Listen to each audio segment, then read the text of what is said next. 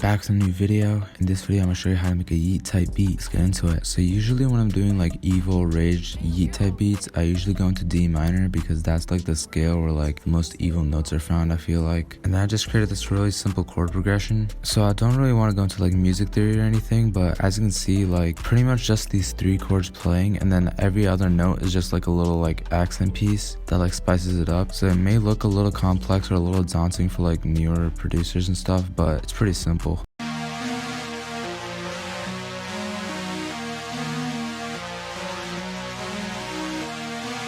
Then I went and got this bass right here, and I pretty much just followed the root notes of my melody. So if I like copy the bottom notes of my chord progression, this is what it would look like. But I just went ahead and control arrow keyed up, so this plays at the upper octave, so it actually goes higher rather than lower. But it's still following the same notes because the chord progression is still A sharp and B. It's just in a different octave.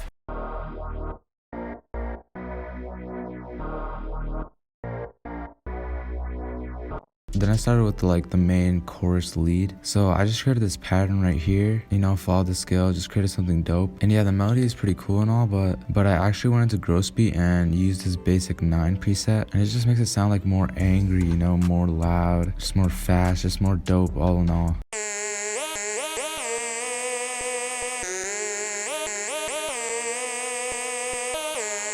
Then I went ahead and copied the exact same pattern, except I pitched it up an octave, and it has the same exact gross beat preset on it.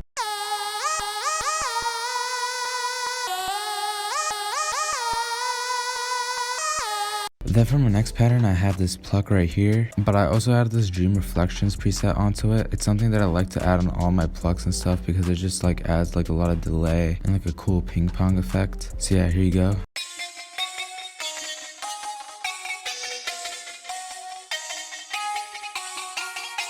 So yeah, I just played that like during the verse to spice it up. And then my final melody is this lead right here, and this plays during the verse just to like give it like more energy and build more hype. And I did the trick where if you make your first notes really quick and then lead into long notes, it'll make your beat sound like a lot harder. So yeah, that's like a little trick you guys can use when you're making melodies.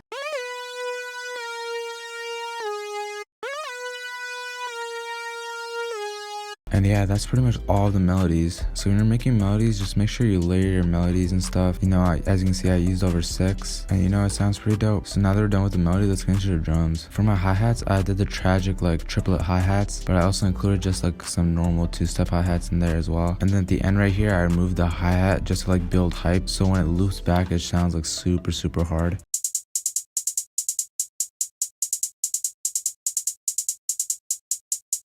Then I got the classic clap pattern, nothing special.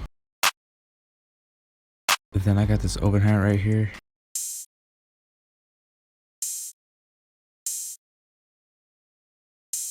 And then I did this snare thing, and as you can see over here, I added a little snare roll. And I also went into the panning of the snare roll and pitched it from left to right, so it sounds like a pretty dope effect.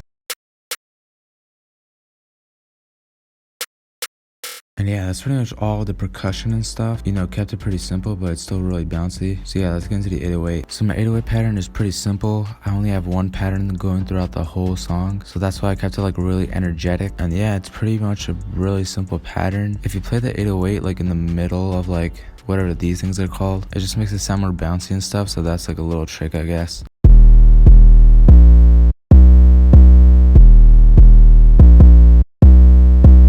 So as you guys can see, I have the velocities of all the 808s turned up, and then I also went into the 808 and turned into a box shape and turned on cut self. As for the rest of my mixing, I have a soft clipper on the master. For my chords, my bass, and that little energetic lead in the verse, I have this EQ on it. For the lead that plays during the hook, I have this EQ on it.